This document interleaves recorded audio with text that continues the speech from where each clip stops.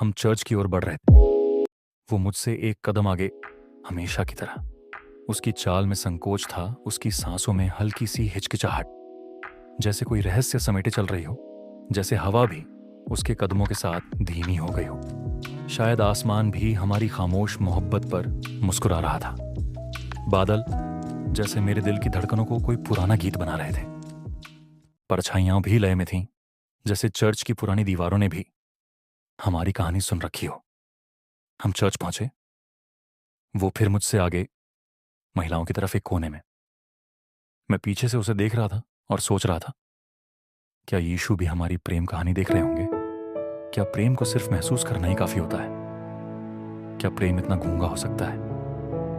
या ये सिर्फ मेरी भावना थी जो हर खामोशी में भी एक अधूरी दास्तान पढ़ रही थी? घर लौटे। आंगन में चूल्हा जल रहा था। मिट्टी की खुशबू हवा में घुल चुकी थी। माओं की हंसी हल्दी और धनिया की खुशबू में लिपटी हुई थी। और वो फिर चुप बैठी थी, थाली में चम्मच चलाते हुए, मानो दुनिया में कुछ हुआ ही ना हो। जैसे उसकी हर सोच, हर भावना किसी गहरी झील में डूब चुकी हो। मैंने नजरें फेर लीं। जड़ी बूटी की तलाश में जंगल जाना था। रास्ते भर पत्तों से फुसफुसाहट की, झरनों से अपना हाल सुनाया और हवा से कहा कि अगर मेरी बातें किसी तक न पहुंचे तो वो इन्हें किसी सूखी टहनी पर लिखकर छोड़ दे।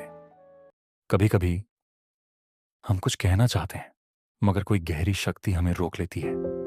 मैंने सोचा, क्या प्रेम भी किसी जड़ी बूटी जैसा होता है, जो वक्त के साथ पकता है, गहराता है और फिर या तो संजीवनी बन जाता है या धीमे जहर की तरह दिल में घुल जाता है। शाम ढली। बादल अब लौट रहे थे। सूरज की आखिरी किरण भी पहाड़ों के पीछे छुप रही थी। वो भी लौट रही थी, जैसे समंदर की लहरें अपने किनारों से विदा लेती हैं। मैं वहीं खड़ा था, आंखों में बारिश लिए और जमीन को छूते हुए सोचा, कुछ लम्हे बस देखने के लिए होते हैं, रोकने के लिए नहीं।